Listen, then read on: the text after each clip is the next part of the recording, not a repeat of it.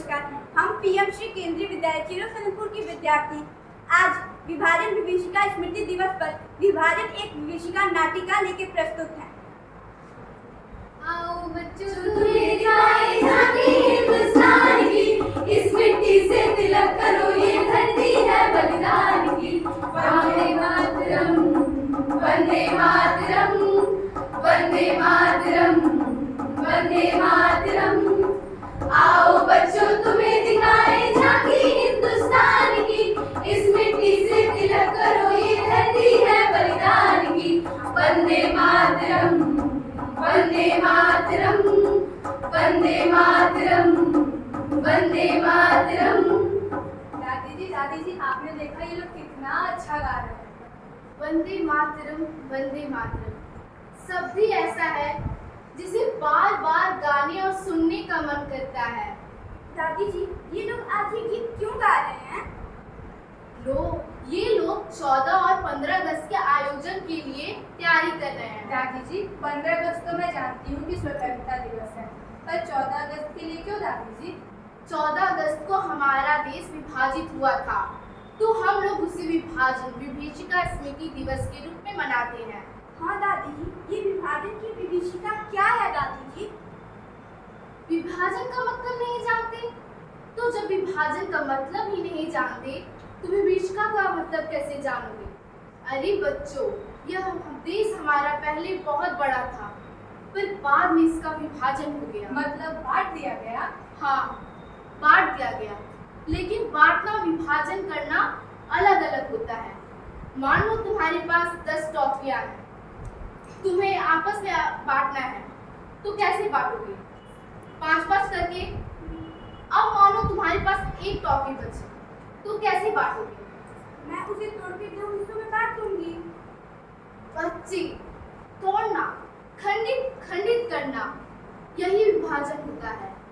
और इससे जो पीड़ा बचती है, जो तकलीफ होती है, वो विभीषिका है। दादी जी यह विभाजन तो समझ में आ गया, लेकिन यह विभीषिका चलो बताती हूँ। बच्चों तुम्हें दिखाए झांकी हिंदुस्तान की, इस मिट्टी से तिलक करो ये धरती है बलिदान की। वंदे मातरम वंदे मातरम वंदे मातरम वंदे मातरम।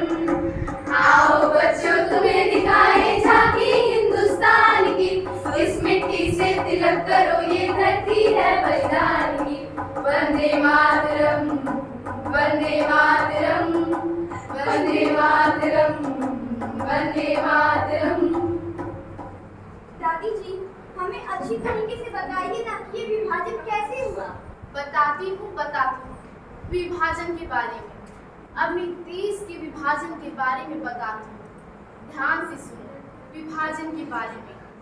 इतिहासकारों का जो दृष्टिकोण है उसे गौर से सुनो, ध्यान देकर सुनो, उसे समझ के सुनो, ध्यान देकर सुनो। हमारे देश धर्म के नाम पर 2 हिस्सों में बांट दिया गया। लाखों लोग इस पार से उस पार भागने लगे, चारों तरफ भगदड़ मच गई, लाखों लोग बेघर हो गए। है प्रीत जहाँ की रीत सदा, है प्रीत जहाँ की रीत सदा, मैं गीत वहाँ के गाता हूँ। भारत का रहने वाला हूँ, भारत की बात सुनाता हूँ। है प्रीत जहाँ की रीत सदा। अखंड भारत विभाजन अभूतपूर्व मानव विस्थापन और मजबूरी में पलायन की एक दर्दनाक काला इतिहास है। यह एक ऐसी घटना है जिसमें लाखों लोग अजनबियों के बीच एकदम विपरीत परिस्थिति में नया आशियाना तलाश रहे थे। विश्वास और धार्मिक आधार पर एक हिंसक विभाजन की कहानी के अतिरिक्त इस बात की भी कहानी है कि कैसे एक जीवन शैली तथा वर्षों पुराने सह अस्तित्व का एक युग एकदम नाटकीय तरीके से समाप्त हो गया। लगभग 60 लाख हिंदू, सिख और अन्य संप्रदाय के लोग जिन क्षेत्र से निकल आए, जो बाद में पश्चिम पाकिस्तान बन गया। 65 लाख मुसलमान पंजाब, दिल्ली, भारत के अनेक हिस्सों में पश्चिमी पाकिस्तान चले गए थे। 20 लाख हिंदू और अन्य संप्रदाय के लोग पूर्वी बंगाल, जो बाद में पूर्वी पाकिस्तान बना, उसको छोड़कर पश्चिम बंगाल आए। 1950 में 20 लाख हिंदू और अन्य संप्रदाय के लोग पश्चिम बंगाल आए। 10 लाख मुसलमान पश्चिम बंगाल को छोड़कर पूर्वी पाकिस्तान चले गए। इस विभीषिका में मारे जाने वाले लोगों का आंकड़ा लगभग 5 लाख बताया गया है, लेकिन अनुमानतः यह आंकड़ा 5 से 10 लाख के बीच का है। कहा जाता है कि द्वितीय विश्व युद्ध के बाद संभवतः सबसे बड़े पैमाने पर इस विभाजन के फलस्वरूप धर्म के नाम पर हत्याएं हुई हैं। सदियों पुरानी सामाजिक ताने बाने और विश्वास का संबंध टूटा। आँखों से बहते ये दर्द की धारें, आँखों से बहते ये दर्द की धारें, छूटी हुई जिंदगी, खोई हुई यादें, छूटी हुई जिंदगी, खोई हुई यादें, आँखों से बहते ये दर्द की धारें, आँखों से बहते ये दर्द की धारें, छूटी हुई जिंदगी, खोई हुई यादें, छूटी हुई जिंदगी, खोई हुई यादें। दादी जी, इन लोग का घर बार कब छीन लीजिएगा? मुझे तो सुन के ही डर लग रहा है। ये डरने की तो बात है बच्चों। सोचो, लोग उस वक्त रहे होंगे तो उन पर क्या गुजरी होगी। दादी जी, वहाँ तो मेरे जैसे बच्चे भी होंगे ना, उनका क्या हाल हुआ होगा? हाँ, तुम्हारे जैसे लाखों बच्चे थे जिन्होंने उस दृष्टि को अपने आंखों से देखा था और रात उस दृश्य को याद करके सह सकते हैं। हमें और बताइए ना दादी जी। बताती हूँ, तो सुनो बच्चों। ये देखो बंगाल, यहाँ का हर चंपा हरियाणा है, यहाँ का बच्चा बच्चा अपने देश में मरने वाला है। आओ बच्चों तुम्हें दिखाएं झांकी हिंदुस्तान की, इस मिट्टी से तिलक करो ये धरती है बलिदान की। वंदे मातरम, वंदे मातरम, वंदे मातरम, वंदे मातरम।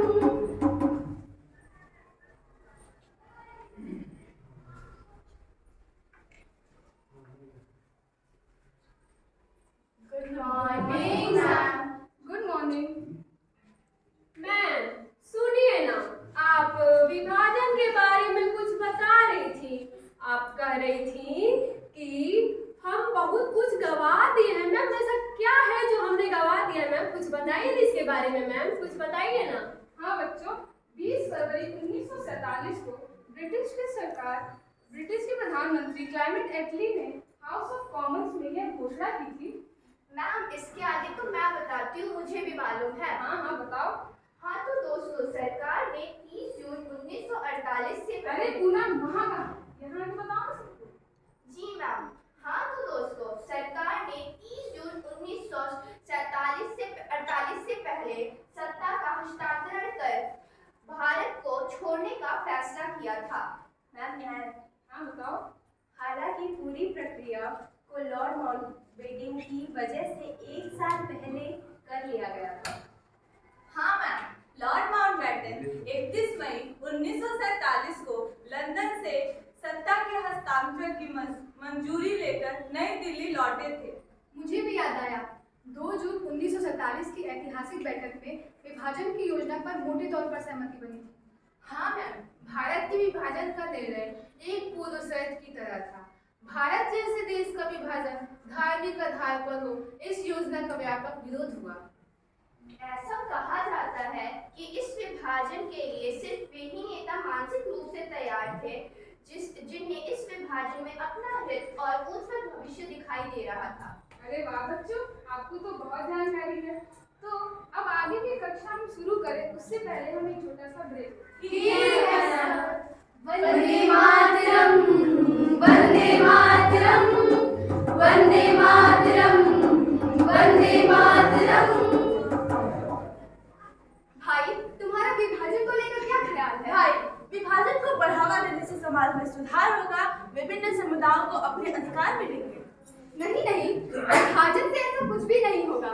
अरे एकता से ही समाज का विकास हो सकता है। हम सबको एक होकर समृद्धि की राह पर आगे बढ़ना चाहिए। तुम्हारी बात अच्छी है, लेकिन वास्तविकता यह है कि विभाजन से ही सब कुछ संभव होता है। नहीं नहीं, हम सबको मिलकर देश की प्रगति के पथ पे ले जाना चाहिए और विभाजन की विभीषिका को मिटाना ही चाहिए। तुमको क्या लगता है, हम सब मिलकर यह संदेश अपना पाएंगे? क्यों नहीं अपना पाएंगे? इसके लिए हम सबको एकजुट रहना पड़ेगा और यह एकजुटता ही हमारी धरोहर है। इसे संजो कर रखना पड़ेगा। ठीक है, पर मुझे अखंड भारत के विभाजन के समय और क्या क्या हुआ वो तो बताओ। इसके बारे में तुम्हें वही लोग बता पाएंगे जिन्होंने इसे भोगा है। Vande Mataram, Vande Mataram, Vande Mataram, Vande Mataram. Good afternoon ma'am. Good afternoon, sit down. तो आगे चले अखिल भारतीय मुस्लिम लीग की बैठक 9 जून 1947 को नई दिल्ली के एम्पियर होटल में हुई। भारतीय मुस्लिम लीग के साथ साथ उस समय कांग्रेस और अनेक नेताओं की अक्षमता या अनुचित महत्वाकांक्षाओं के कारण इस कदम का पुरजोर विरोध नहीं हो सका। कांग्रेस के नेता पंडित जवाहरलाल नेहरू और मुस्लिम लीग के जिन्ना के आपसी द्वंद्व का नतीजा देश को विभाजन के रूप में भोगना पड़ा। अच्छा मैम, इसके आगे की बात फिर से मुझे मालूम है। अरे पूनम, तुमको तो बहुत कुछ मालूम है। वैसे भी ज्ञान तो बांटने से पड़ता है, तो बांटो ज्ञान। दोस्तों, वहाँ विभाजन की मांग वाला प्रस्ताव लगभग सर्वसम्मति से पारित हुआ, जिसके पक्ष में 300 और विरोध में मात्र 10 मत पड़े। देखते ही देखते भारत और पाकिस्तान 2 हिस्सों में बंट गया।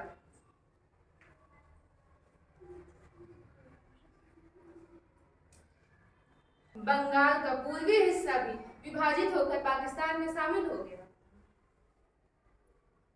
भारत के विभिन्न हिस्सों में 1986 और 1947 में सांप्रदायिक हिंसा की व्यापकता और क्रूरता पर कई जगह विस्तार में किताबों में लिखा गया है। वह 4 मार्च 1947 का दिन था। पुलिसों ने हिंदुओं और सिखों पर जुलूसों के गोली चला दिया। देखते ही देखते 6 मार्च की सुबह तक अमृतसर, जालंधर, रावलपिंडी, मुल्तान और सियालकोट समेत पंजाब के सभी शहर दंगों के लपटों में घिर गए थे। पंजाब की तुलना में बंगाल में दशकों तक जारी विस्थापन और पूर्णमास का रूप बिल्कुल अलग ही था। बंगाल के लोग बहुत ही अभागे थे। क्यों? क्योंकि बंगाल के लोगों को 2-2 बार विस्थापन झेलना पड़ा था। 2-2 बार? हाँ, 2-2 बार। एक बार तो उन सभी को अपने घर बार छोड़कर पूर्वी पाकिस्तान जाना पड़ा।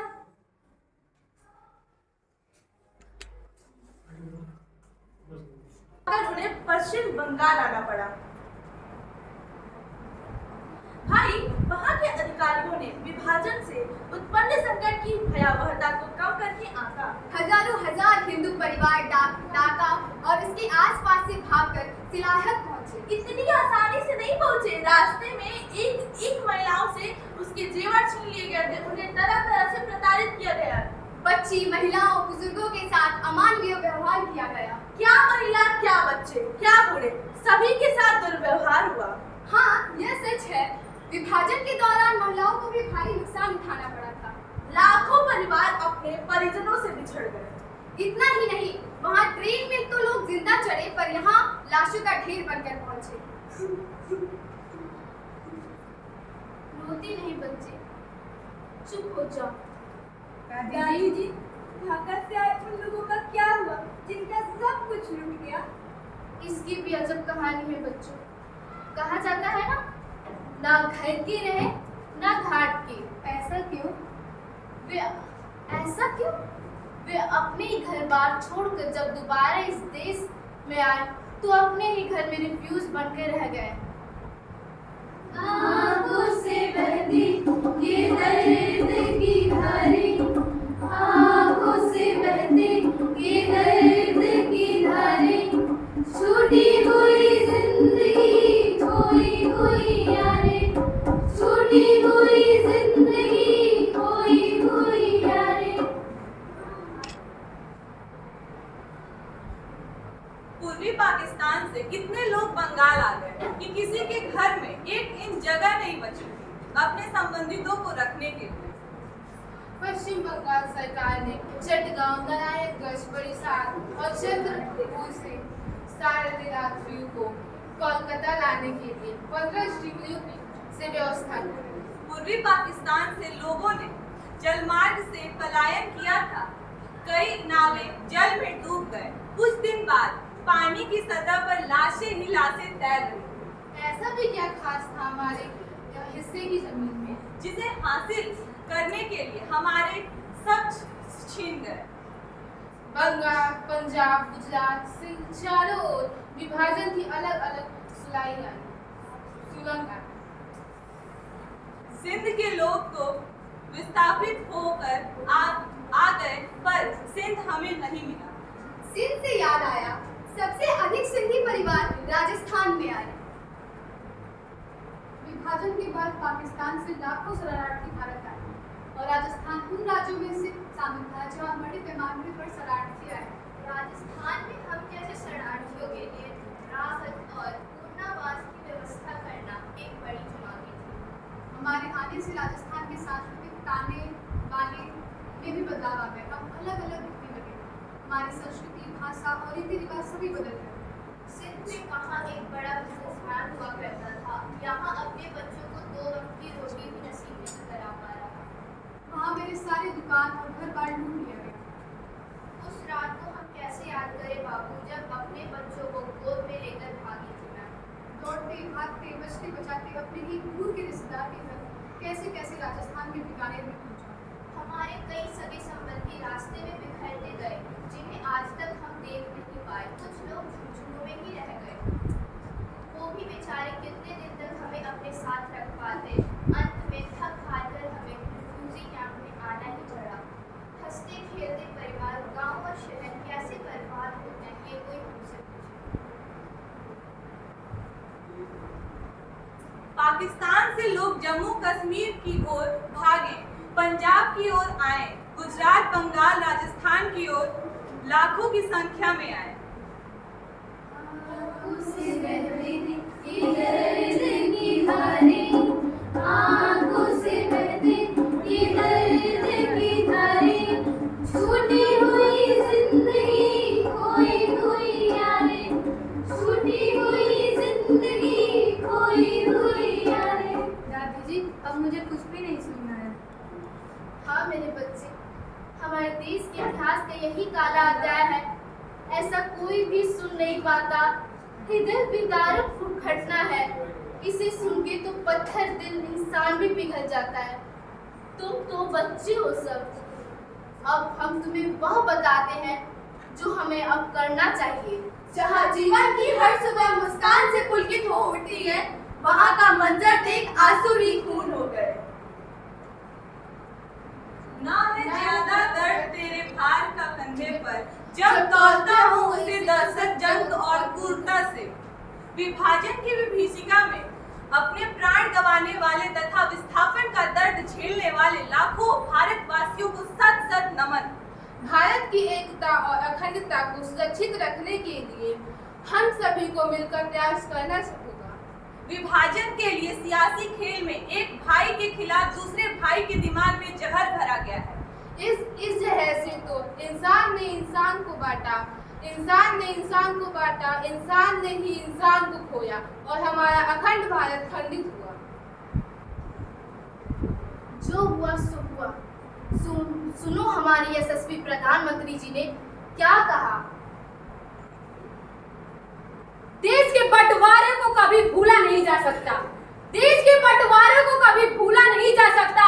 नफरत और हिंसा की वजह से हमारे लाखों भाई बहनों को विस्थापित होना पड़ा और जान भी गंवानी पड़ी। उन लोगों के संघर्ष और बलिदान की याद में 14 अगस्त को विभाजन विभीषिका स्मृति दिवस के तौर पर मनाने का मैंने निर्णय लिया है।